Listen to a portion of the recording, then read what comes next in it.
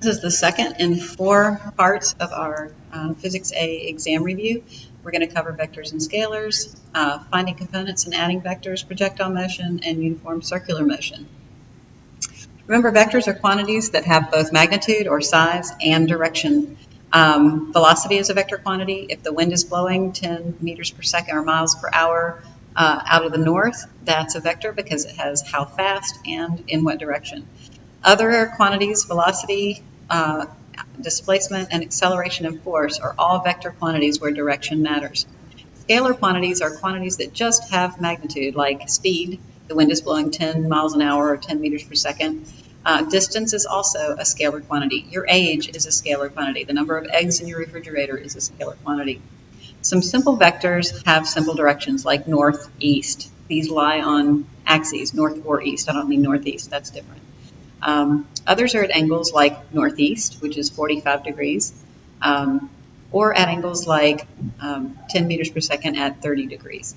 So the direction could be simple. Sometimes it's a plus or a minus sign, and other times it's a degree measure. If we want to find the components of a vector, if it lies along an axis, that's easy. 10 meters per second north lies on the y-axis, so the y component is 10 meters per second, and the x component is 0. If we were going to draw 10 meters per second on a coordinate system, it would be just that, and it would only have a y component. It would have no x component. 10 meters per second west lies on the negative x-axis. So if this is my axis system, 10 meters per second west would lie like that. And so it would have an x component of negative 10 because it's on the negative x-axis, and this is the positive x-axis over here. And a magnitude of, a y component of 0 because it has no y part. For other vectors, where we have a degree measure for the direction, we use trigonometry. The x component of the vector is always your magnitude times the cosine of your angle. This would be like if this was our vector, this is the angle that we're talking about. It's the angle that we make with the x-axis. Or if the vector were over here, it'd be this angle. Or sometimes it'd be this big angle made with the positive x-axis. The y component is your magnitude times the sine of theta. Find the x and y components of 10 meters per second at 30 degrees. So the x component is going to be a cosine theta, or 10 times the cosine of 30 degrees. And if I get my calculator, 30 degrees, cosine times 10, I get 8.66. And that was velocity, so it'll have velocity units. And the y component is a sine of theta equals 10 times the sine of 30. And I happen to know that the sine of 30 is 0.5. And so 10 times 0.5 is 5.0 meters per second. So those are the components of that vector.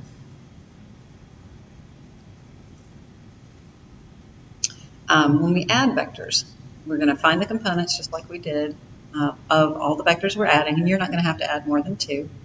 Add all of the x components up to get the x component of the resultant, add all the y components together to get the y component of the resultant. Pythagorean theorem will use your x and y components to get the magnitude of the resultant, and then inverse tangent will help us find the angle.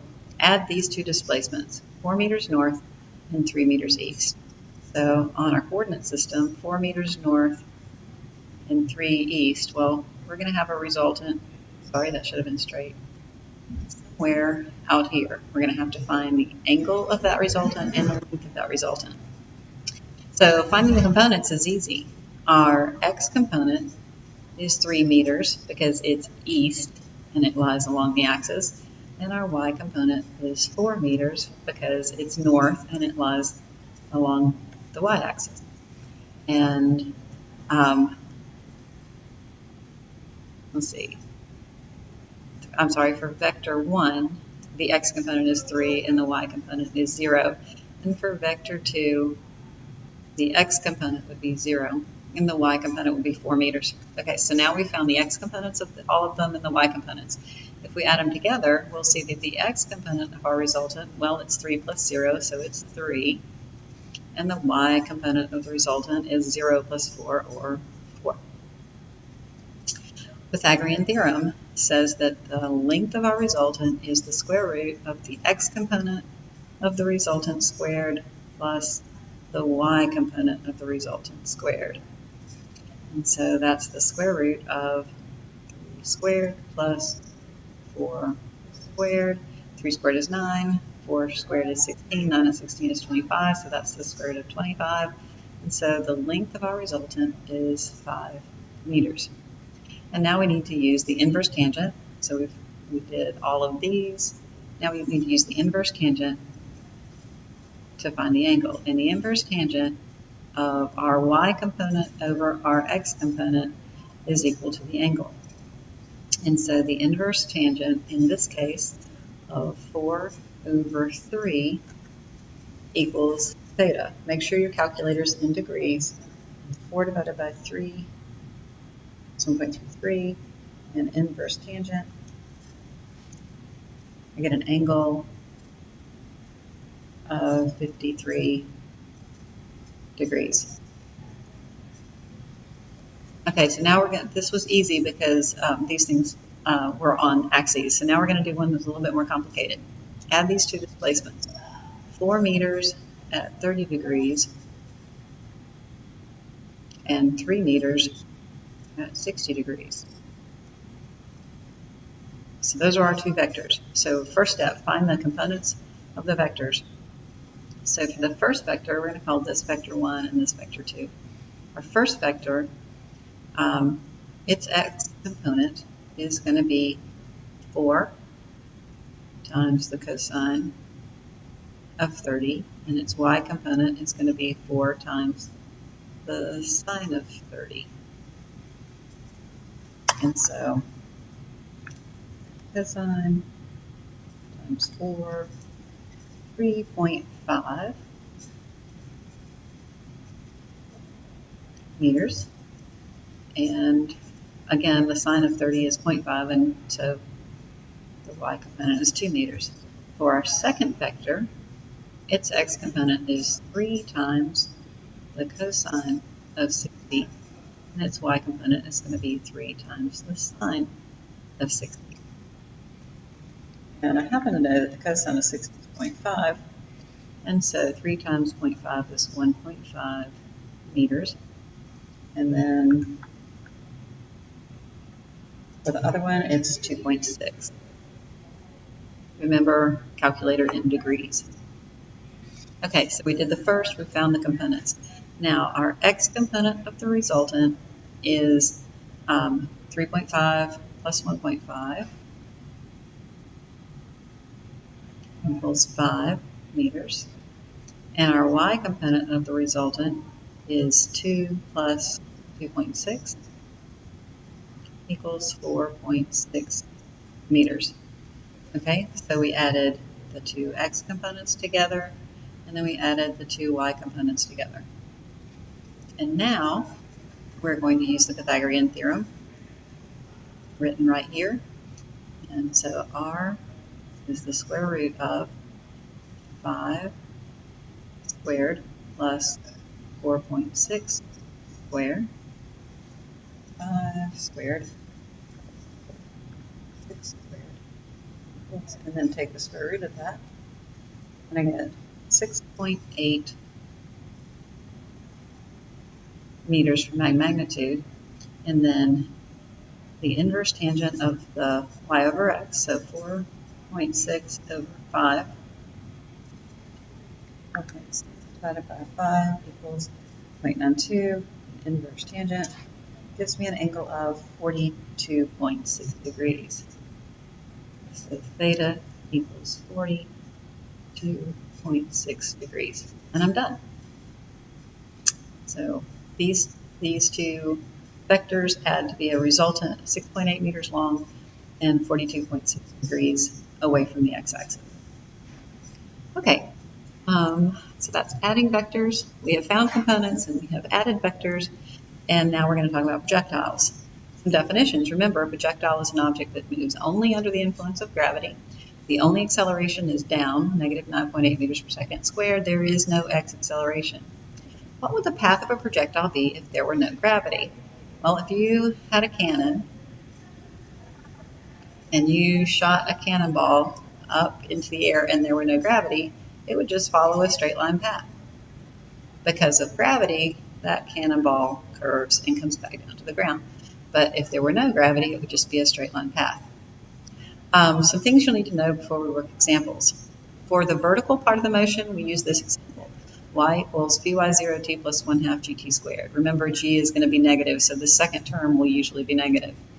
I use y's in projectile problems for vertical things and x's for horizontal things. And this is the y component of our initial velocity. That's what Vy0 is. For horizontal quantities, we use the equation x equals vxt. That would be the horizontal component of our velocity, the x component of our velocity. If an initial velocity is v0, the x component is v0 cosine theta, and the y component is v0 sine theta. The range is what we call the horizontal displacement.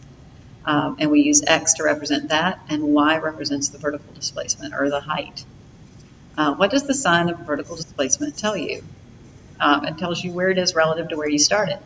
So if you kick a ball off of this cliff, if this is your 0 point, then your y is positive as long as it's anywhere in here, and then your y is negative down here. So if you end up with a negative y, that means it landed lower than it started. That answer to that question might sound familiar because that was a question on your test on this unit. So some example problems. A ball was kicked horizontally off a 10-meter high cliff. Kicked horizontally, so that has an x component of its velocity, and it goes here and lands at the bottom. How far from the base? Yeah, this problem looked really good when I was setting up my PowerPoint, but I didn't give you an initial velocity. So let's say with an initial velocity of 10 meters per second, because you can't find how far and how fast. You can do one or the other. You start this problem by figuring out how long it's going to take it to fall. And the very simple formula is the time it takes for an object to fall is the square root of 2 times the height divided by g. And the square root goes all the way down.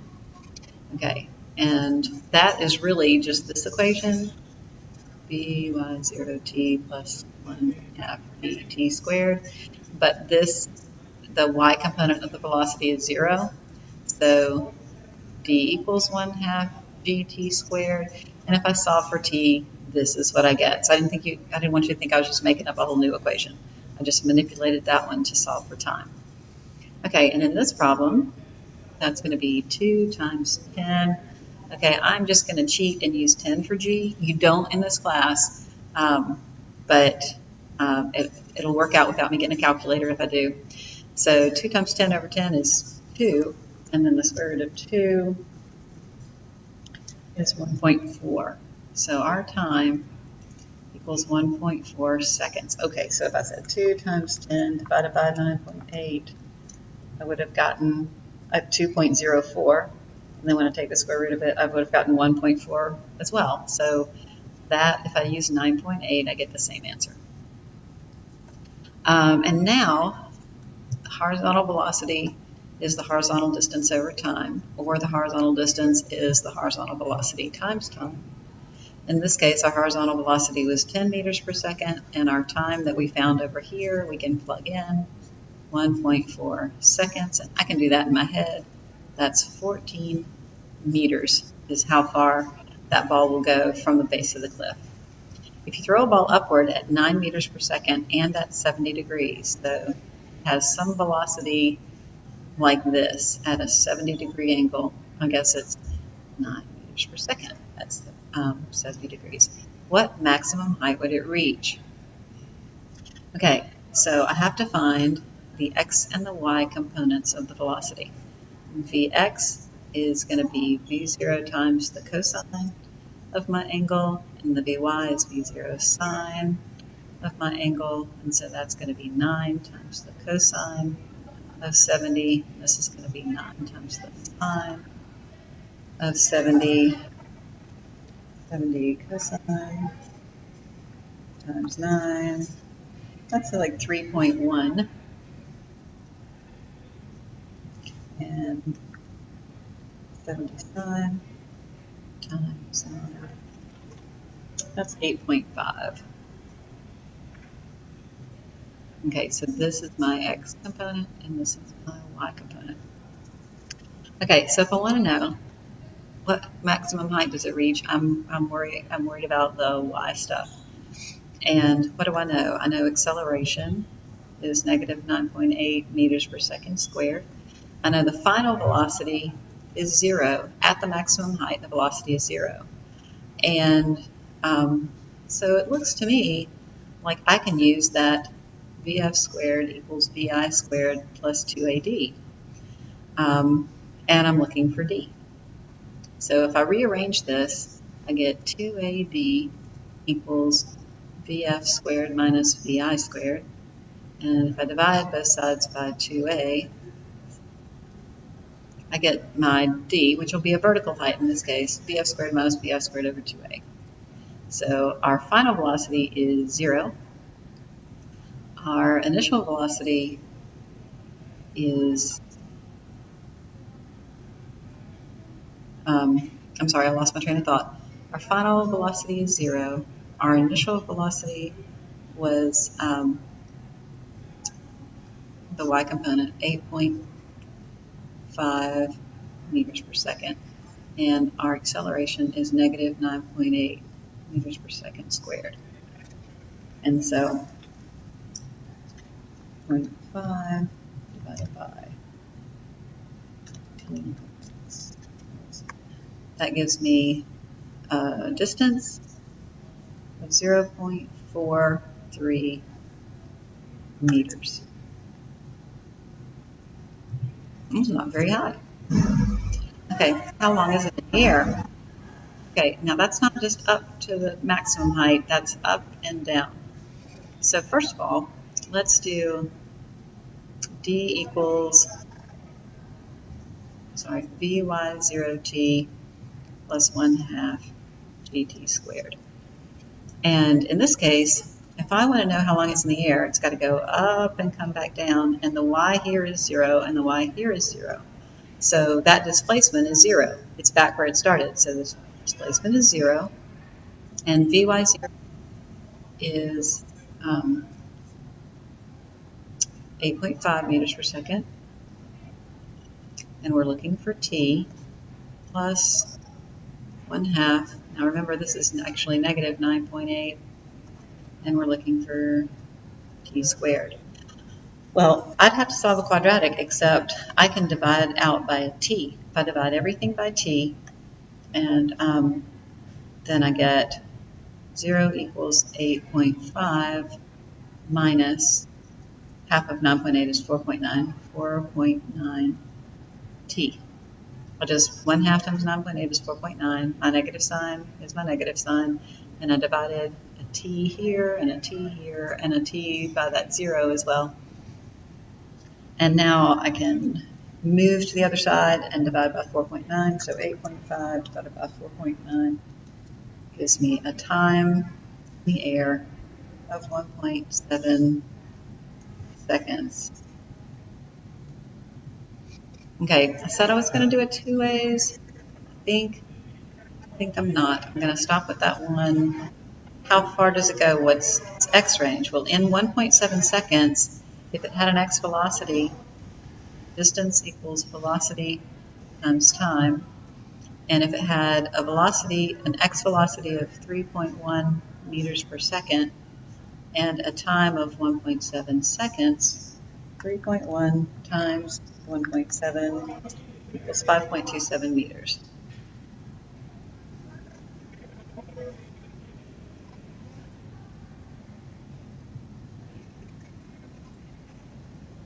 And finally, okay, if an object is in uniform circular motion, it travels with a constant speed. So its velocity is changing because it's changing direction, but the speed is staying the same. So if the velocity is changing, it's accelerating, and acceleration is v squared over r, where v is the velocity and r is the radius. What is the centripetal acceleration of an object traveling in a circle with a velocity of 30 meters per second and a radius of 50 meters? So the acceleration is v squared over r, which will be 30 squared divided by 50, and 30 squared divided by 50 is 18 meters per second squared. What happens if velocity changes? Okay, if I look at this equation, v squared over r, if the velocity doubles, well, that's a v times a v. So if the velocity doubles, both of those velocities double, and so I get a factor of 2 from each of them. If the velocity doubles, then the acceleration is multiplied by 4. If the velocity halves, then the acceleration is divided by 4, or multiplied by 1/4, however you want to look at it. Because whatever happens to the velocity happens twice to the acceleration because it's velocity squared. What happens if the radius changes? Well, if the radius doubles, well, there's only one radius and it's in the bottom. So if the radius is doubled, the acceleration is multiplied by 1/2, or it's halved. And if the radius is halved, then the acceleration is doubled. It's an inverse relationship because r is on the bottom. We will touch again on this topic. You know, you just finished applications of Newton's laws, and you know that we're going to talk about centripetal force in that chapter. But for this unit, all you need to know is how to calculate acceleration and how does acceleration change with velocity and radius. And that completes part 2 of our review.